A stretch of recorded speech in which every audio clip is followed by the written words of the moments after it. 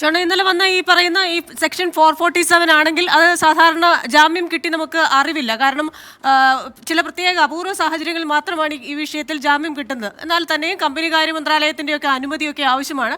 അപ്പോൾ ഈ ഒരു പ്രൊസീജിയേഴ്സ് ഒക്കെ കഴിഞ്ഞ് അതിനൊരു കാലതാമസം ഉണ്ടാകുമ്പോൾ ഇത് എന്തായിരിക്കും അടുത്ത നടപടി എന്നാണ് കരുതുന്നത്? നിയമ നടപടി എന്തായിരിക്കും?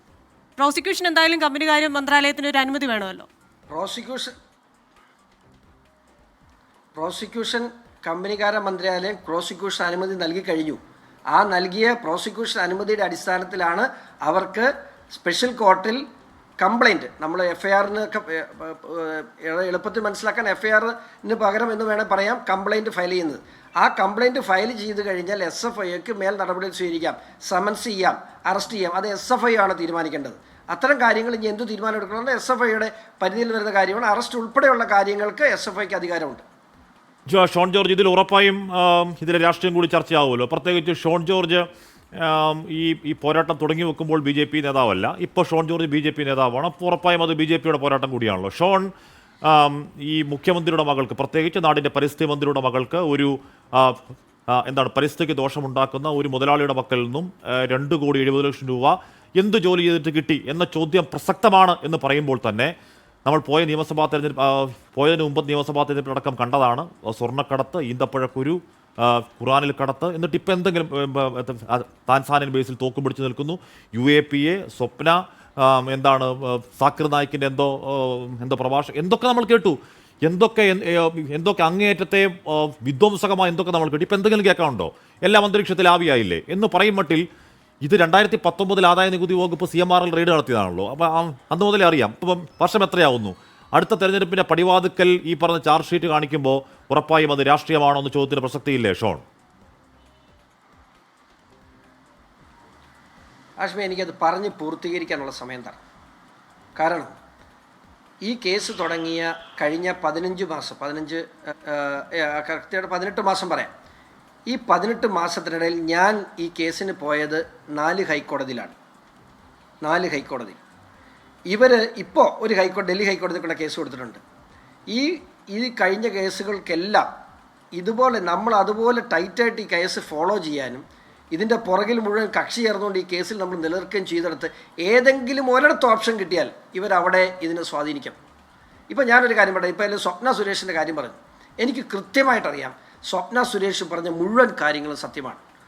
പ്രൈസ് വാട്ടർ കൂപ്പേഴ്സിൻ്റെ കാര്യം, അതുപോലെ ലാവലിൻ പറഞ്ഞു. ഞാൻ ഇടയ്ക്ക് ഒരു ആരോപണം ഞാൻ ഉന്നയിച്ചു. കൂടുതൽ തെളിവുകൾ എനിക്ക് ഹാജരാകാൻ പറ്റാത്തതുകൊണ്ട് നിങ്ങളൊക്കെ അത് തള്ളിപ്പറഞ്ഞ ഒരു സാഹചര്യമുണ്ടായി.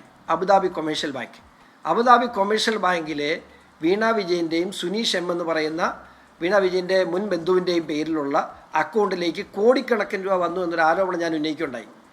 ആ ആരോപണത്തിൽ പറഞ്ഞിട്ടുള്ള മുഴുവൻ കാര്യങ്ങളും സത്യമാണ്.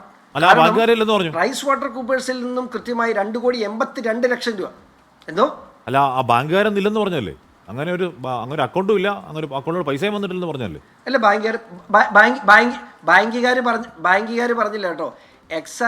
ലോജിസ്റ്റിക്സ് എന്ന് പറഞ്ഞ മറ്റൊരു കമ്പനി വന്നിട്ട് പറഞ്ഞു ഞങ്ങൾക്ക് അങ്ങനെ ഒരു അക്കൗണ്ട് ഇല്ലെന്ന് പറഞ്ഞു. പക്ഷേ വീണ വിജയനും സുനീഷ് M എന്ന് പറയുന്ന മുൻ ബന്ധുവും ഓണർഷിപ്പിലുള്ള അവർ സിഗ്നേറ്ററീസ് ആയിട്ടുള്ള അക്കൗണ്ട് അവിടെ ഇല്ല എന്ന് ഈ നിമിഷം വരെയും വീണയുമായി ബന്ധപ്പെട്ട ആരോ പറഞ്ഞിട്ടില്ല.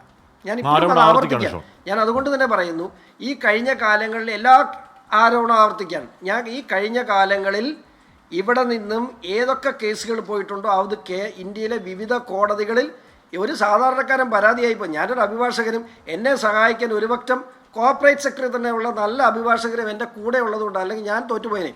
ഇത് പല ഘട്ടത്തിൽ തോറ്റുപോയേനെ. പക്ഷേ ഇവിടെ എനിക്ക് പിടിച്ചു നിൽക്കാൻ പറ്റിയത് എൻ്റെ കൂടെയുള്ള എന്നെ സഹായിക്കുന്ന ഒരു മറ്റം നല്ല സുഹൃത്തുക്കളായ കോർപ്പറേറ്റ് അഭിഭാഷകർ എൻ്റെ കൂടെ പണിയെടുത്തുകൊണ്ടാണ്. ഈ നാടിനെ സ്നേഹിക്കുന്ന കുറച്ച് അഭിഭാഷകർ എൻ്റെ കൂടെ ഉണ്ട്.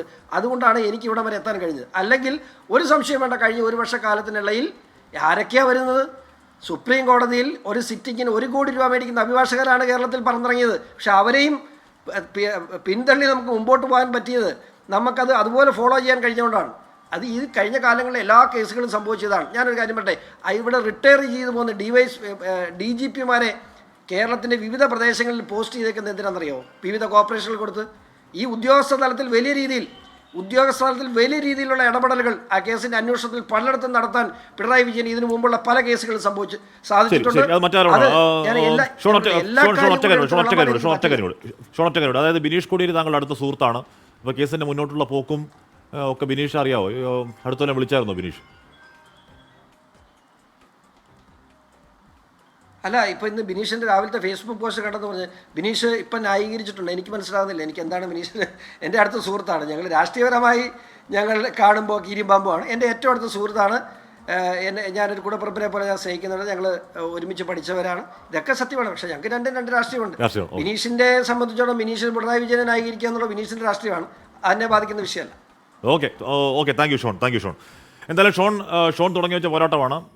ആ പോരാട്ടത്തിൽ ഒരു ഘട്ടത്തിൽ ഷോൺ തനിച്ചായിരുന്നു എന്ന് പറഞ്ഞാൽ ഈ പേപ്പറുകൾ സമാഹരിക്കുന്നതിലും കൊണ്ടുപോകുന്നതിലൊക്കെ ഷോൺ തനിച്ച് തന്നെയായിരുന്നു ആ പോരാട്ടം. ഇപ്പോൾ പിന്നെ ഷോൺ BJP വരുന്നു. ഉറപ്പായും ഇപ്പോൾ ഷോൺ അതിൽ അദ്ദേഹത്തിൻ്റെ രാഷ്ട്രീയ പാർട്ടിയുടെ പിന്തുണ കിട്ടുന്നുണ്ട്. എന്തായാലും പോരാട്ടമായിരുന്നു. അതെ, SFIയുടെ റിപ്പോർട്ട് മാത്രമാണല്ലോ, ഇതിനപ്പുറമായി ഇതെങ്ങും പോവില്ല എന്നൊക്കെ ഷോണിനോട് അന്ന് പറഞ്ഞവരുണ്ടെന്നാണ് നമുക്കറിയാൻ കഴിയുന്നത്. അപ്പോൾ ഇപ്പൊ ഇവിടെ എത്തിയിരിക്കുകയാണ്. കമ്പനി കാര്യ മന്ത്രാലയം പ്രോസിക്യൂഷൻ അനുമതി നൽകി. അപ്പോൾ ഷോൺ പ്രതീക്ഷിക്കുന്നത് അതൊരു അറസ്റ്റിലേക്ക് നീങ്ങുമെന്നാണ്. കാത്തിരുന്ന് കാണേണ്ട സാധനമാണ്. എന്തായാലും ഈ പറയുന്ന ഡീൽ, ധാരണ അല്ലെങ്കിൽ അന്തർധാരകൾ എന്നൊക്കെയുള്ള ആരോപണം പ്രതിപക്ഷമൊക്കെ ഉന്നയിക്കും. നമുക്ക് അതിൻ്റെ വസ്തുത യാഥാർത്ഥ്യം ഒന്നും അറിയില്ല.